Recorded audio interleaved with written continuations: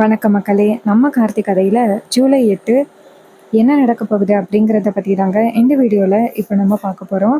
வீடியோவுக்கு மறக்காமல் லைக் பண்ணிக்கோங்க. நீங்கள் லைக் பண்ணுறது தான் எங்களுக்கு அடுத்தடுத்து வீடியோ போடுறதுக்கு ரொம்பவே இன்ட்ரெஸ்டிங்காக இருக்கும். ஸோ மறக்காமல் லைக் பண்ணிவிட்டு இந்த வீடியோவை தொடர்ந்து பாருங்கள். என்ன நடக்குது அப்படின்னு பார்த்துக்கிட்டிங்கன்னா, நம்ம ஹீரோ இருக்காருல்ல, அவர் எதேச்சியாக ரோட்டில் நடந்து போயிட்டுருக்கும் பொழுது ஒரு ஹோட்டலுக்கு பக்கத்தில் ஒரு பைக்கு கிடக்கிறத பார்க்குறாரு. அப்போ நம்ம ஹீரோ வந்துட்டு அந்த ஸ்கூட்டியை பார்த்துட்டு இது யாரோட ஸ்கூட்டி அப்படின்னு ஹோட்டலுக்குள்ளே போய் பார்த்தா யாரையுமே காணோம். இன்னொரு பக்கம் அந்த ஸ்கூட்டியோட ஓனர் இருக்காங்களா, அது வந்து ஒரு பொண்ணு. அந்த பொண்ணோட ஃப்ரெண்ட்ஸ் வந்துட்டு தேவையில்லாமல் அந்த பொண்ணுக்கிட்ட வம்பு வளர்த்துட்டு இருக்காங்க.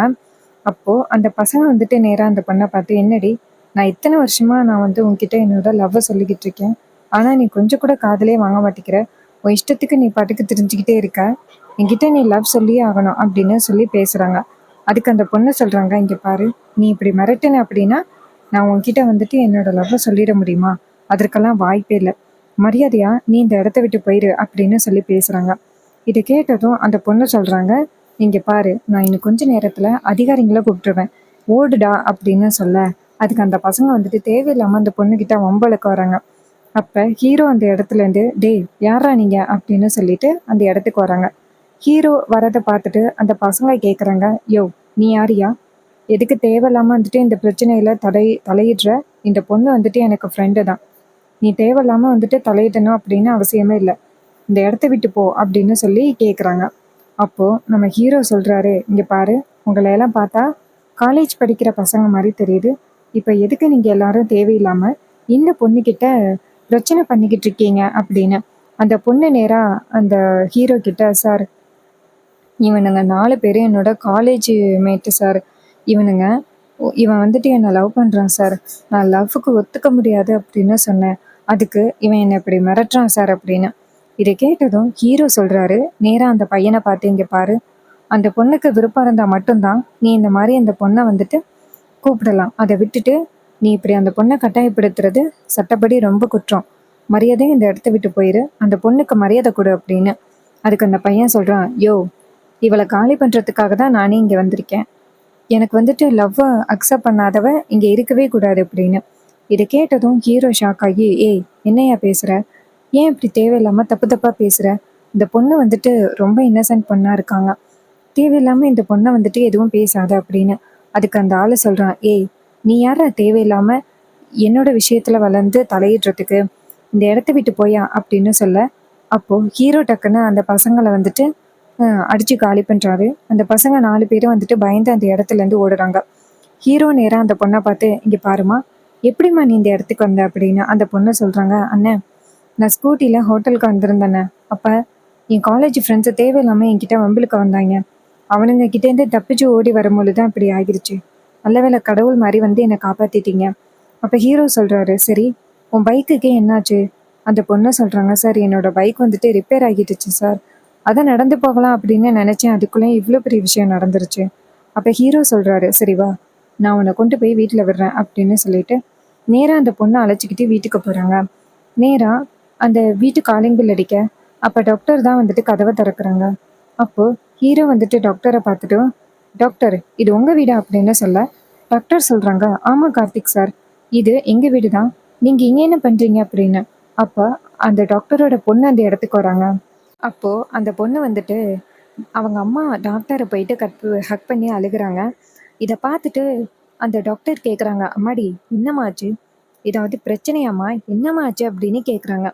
அப்போ அந்த பொண்ணு சொல்கிறாங்க, அம்மா என்னோட காலேஜ் ஃப்ரெண்டு இருக்கான்னு, அவன் ஏற்கனவே என்கிட்ட லவ் ப்ரப்போஸ் பண்ணிக்கிட்டு இருக்கான், அவனை எனக்கு சுத்தமாகவே பிடிக்கல, தேவையில்லாமல் பிரச்சனை பண்ணிக்கிட்டு இருக்கான் அப்படிங்கிறத பற்றி நான் உங்ககிட்ட ஏற்கனவே சொன்னேன்ல, அவன் இப்போது தேவையில்லாமல் வந்துட்டு நான் ஹோட்டலுக்கு போகும் பொழுது என்னை பிடிக்க பார்த்தான், நல்ல வேளை சார் வந்துட்டு கடைசி நேரத்தில் என்னை வந்து காப்பாற்றிட்டாரு, அவர் மட்டும் வராமல் இருந்திருந்தா இன்னும் எனக்கு என்ன ஆகியிருக்குமோ தெரியலம்மா அப்படின்னு.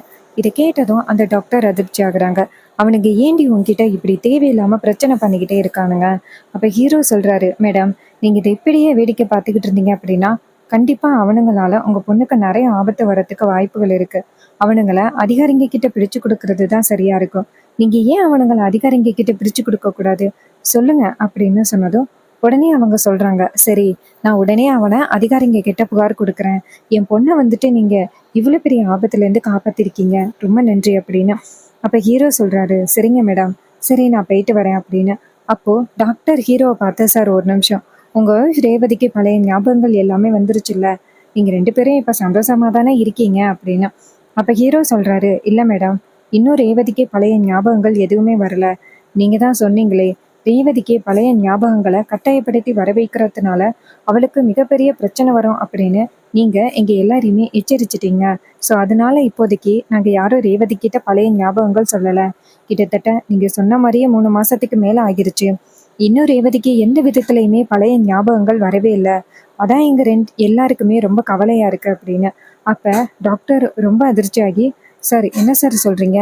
இன்னொரு ரேவதிக்கு பழைய ஞாபகங்கள் வந்திருக்கணுமே!" அப்ப ஹீரோ சொல்றாரு, "இல்லம்மா, இன்னும் பழைய ஞாபகங்கள் வரல" அப்படின்னு சொன்னதும், உடனே டாக்டரும் சரி அப்படின்னு சொல்ல, நம்ம ஹீரோ சொல்றாரு, "சரிங்க டாக்டர், நான் போயிட்டு வரேன்" அப்படின்னு ஹீரோ அந்த இடத்துலேருந்து கிளம்புறாரு. ஹீரோ போனதும் அந்த டாக்டர் வந்துட்டு நேரா அவங்க பொண்ண பார்த்து, "அம்மாடி, இந்த தம்பி மட்டும் வராம இருந்திருந்தா, இந்நேரம் உனக்கு என்ன ஆகியிருக்குமோ, என்னால நெனச்சு கூட பார்க்க முடியல" அப்படின்னு. அப்ப அந்த பொண்ணு சொல்றாங்க, "அம்மா இங்க பாருங்க, நான் சொல்றத கேளுங்க. ஏதோ அவங்களோட மனைவிக்கு ஏதோ பழைய ஞாபகங்கள் இல்ல அப்படின்னு சொன்னியே, அப்படி என்னம்மா ஆச்சு அவங்களுக்கு?" அப்படின்னு. அப்ப அவங்க சொல்றாங்க, "அம்மாடி, கொஞ்ச நாளைக்கு முன்னாடி அவரோட மனைவிக்கு ஒரு மிகப்பெரிய விபத்து ஏற்பட்டுச்சு. அந்த விபத்துல அவங்களுக்கு கடந்த 3 வருஷத்துல உள்ள எல்லா ஞாபகமுமே மறந்து போயிருச்சு." அப்ப அந்த பொண்ணு கேக்குறாங்க, "ஏம்மா, அந்த பொண்ணுகிட்ட பழைய ஞாபகங்கள சொன்னா என்ன? அவங்களுக்கு பழைய ஞாபகங்கள சொல்லிட்டா அவங்களுக்கு ஞாபகங்கள் வரும்ல" அப்படின்னு. அப்பதான் அந்த டாக்டர் யோசிக்கிறாங்க. அந்த சந்திரா தானே பொய் சொல்ல சொன்னாங்க. அத வந்து யோசிச்சு பார்க்குறாங்க. ஸோ இத யோசிச்சு பார்த்ததும், டாக்டர் வந்துட்டு நேரா அந்த பொண்ணுகிட்ட, "அம்மாடி, நான் தாம்மா மிகப்பெரிய தப்பு பண்ணிட்டேன். அந்த குடும்பத்துக்கு நான் ஒரு மிகப்பெரிய துரோகத்த பண்ணிட்டேன்" அப்படின்னு. இத கேட்டதும் ரேவதி ஷாக் ஆகி, "என்னம்மா சொல்றீங்க? என்னம்மா துரோகம் பண்ணிட்டீங்க?" அப்படின்னு. அப்ப டாக்டர் சொல்றாங்க, "இங்க பாருங்க, அந்த வீட்ல சந்திரா அப்படிங்கிற ஒரு பொம்பள இருக்கிறா. அவ என்கிட்ட வந்து ரேவதிக்கு பழைய ஞாபகங்கள் எதையுமே நினைவுபடுத்தக்கூடாது. அப்படி நினைவுபடுத்தினா அவ உயிருக்கு ரொம்ப பெரிய ஆபத்து" அப்படின்னு அந்த டாக்டர் என்ன மிரட்டி அந்த குடும்பத்துக்கிட்ட சொல்ல சொன்னா. நானும் வேற வழியே இல்லாம அவ சொன்ன மாரியே நான் சொல்லிட்டேன். நானும் கொஞ்ச நாள்ல ரேவதிக்கே பழைய ஞாபகங்கள் வந்துரும். 2 குடும்பமும் ஒண்ணு சேர்ந்துரும் அப்படின்னு நான் நினைச்சேன். ஆனா இப்ப என்னடான்னு பார்த்தா இப்படி ஆகிருச்சு. அவங்க 2 பேருமே 3 மாசம் ஆகிருச்சு. இன்னும் ஒண்ணா சேரவே இல்ல. எனக்கு ரொம்பவே கவலையா இருக்கு. நான் ரொம்ப பெரிய தப்பு பண்ணிட்டேன் அப்படின்னு. அப்ப அந்த பொண்ணு சொல்றாங்க, "இங்க பாரும்மா, நீ இப்படி இவ்ளோ பெரிய பொய் சொன்னது ரொம்ப பெரிய தப்புமா. நானே போயிட்டு அவங்க கிட்ட உண்மைய சொல்றேம்மா." அப்ப அவங்க சொல்றாங்க, "நீ சொல்றது சரிதாண்டி. நீ போயிட்டு அவங்க கிட்ட உண்மைய சொல்லு. நான் வந்தேன் அப்படின்னா, அந்த வீட்ல உள்ள சந்திரா என்ன கண்டுபிடிக்கிறதுக்கு நெறைய வாய்ப்பு இருக்கு. ஸோ நீ போயிட்டு சொல்லுமா" அப்படின்னு சொல்ல, அந்த பொண்ணும் சரி அப்படின்னு சொல்லிட்டு மறுநாள் காலை கிளம்புறாங்க. அப்ப அந்த டாக்டர் சொல்றாங்க, "அம்மாடி, என்ன நடந்தாலும் சரி, அந்த வீட்ல இருக்கிற சந்திராவ மட்டும் நீ நேரடியா பாத்துறாத. அவ மட்டும் நீ எதுக்காக அங்க வந்திருக்க அப்படின்னு தெரிஞ்சா உன்னை சொல்ல விட மாட்டா. சரியா?" அதுக்கு அந்த பொண்ணு சொல்றாங்க, "சரிம்மா, நான் கண்டிப்பா அவங்க கண்ல படமாட்டேன். நான் போய் ரேவதி இடத்துக்கிட்ட எப்படியாவது உண்மைய சொல்லிடுறேன்" அப்படின்ட்டு நேரா ரேவதியோட வீட்டுக்கு கிளம்புறாங்க. நேரா ரேவதியோட வீட்டுக்கு போயிட்டு, "ரேவதி" அப்படின்னு சொல்ல, அப்ப ரோஹிணி அந்த இடத்துல உட்காந்துருக்காங்க. ஈஸ்வரி ரூம்ல இருக்காங்க. ரோஹிணி அந்த பொண்ண பார்த்து, "வாம்மா, யாரும்மா நீ?" அப்படின்னு சொல்ல, அந்த பொண்ணு சொல்றாங்க, "நான் ரேவதியோட ஃப்ரெண்டுக்கா. ரேவதிய பார்க்கறதுக்காக வந்திருக்கேன். அவங்க கிட்ட ரொம்ப முக்கியமான ஒரு விஷயத்த சொல்லணும்." ரோஹிணி கேட்குறாங்க, "ரொம்ப முக்கியமான விஷயமா? என்ன முக்கியமான விஷயம்னு சொல்லேன்" அப்படின்னு. அப்ப அவங்க சொல்றாங்க, "இங்க பாருங்க, நான் போயிட்டு ரேவதி அக்கா கிட்ட பேசிட்டு, அதுக்கப்புறம் நான் அவங்க கிட்ட என்ன முக்கியமான விஷயம்னு சொல்றேன்." உடனே ரோகிணி, "சரி சரி, நீ போம்மா. ரேவதி மாடியில தான் இருக்கா" அப்படின்னு. அந்த பொண்ணும் சரி அப்படின்ட்டு நேரா மாடிக்கு போறாங்க. அதே நேரத்துல ஈஸ்வரி யாரோ மாடிப்படியில கிராஸ் ஆகி போறத பாக்குறாங்க. பார்த்துட்டு, "யார் அது வீட்டுக்குள்ள? சுவாதி மாரியும் தெரியல, ரேவதி மாரியும் தெரியல. யார் அது?" அப்படின்ட்டு அங்கேருந்து வராங்க. வந்துட்டு ரோகிணிய பார்த்து, "ரோகிணி, யாரோ மாடியில ஏறுனாங்களே, யாரும்மா?" அப்படின்னு. ரோகிணி சொல்றாங்க, "அம்மா, ரேவதிய பார்க்கறதுக்காக யாரோ வந்திருக்காங்கம்மா. ரேவதி கிட்ட ஏதோ ஒரு முக்கியமான விஷயம் அப்படின்னு சொல்லணும் அப்படின்னு வந்திருக்காங்க." இத கேட்டதும் ஈஸ்வரி சொல்றாங்க, "ஏய், நான் தான் உன்கிட்ட சொல்லியிருக்கேன்ல, ரேவதிய சந்திக்கணும் அப்படின்னு யாரு வந்தாலும் நீ சந்திக்க விடாத. அவகிட்ட ஏதாவது பழைய விஷயங்கள பத்தி சொன்னாங்க அப்படின்னா, அதுவே ரேவதிக்கு ரொம்ப பெரிய ஆபத்து வர்றதுக்கு வாய்ப்புகள் இருக்கு. நான் தான் வந்துட்டு உன்ன அவள போய் சந்திக்க கூடாது அப்படின்னு சொன்னேனே. அப்புறம் எதுக்கு வந்துட்டு நீ அனுப்புன?" அப்படின்னு. அதுக்கு ரோகிணி சொல்றாங்க, "அம்மா, அந்த பொண்ணு போய் ரொம்ப நேரம் ஆகுது, நீங்க போய் வேணா கேளுங்க அப்படின்னு.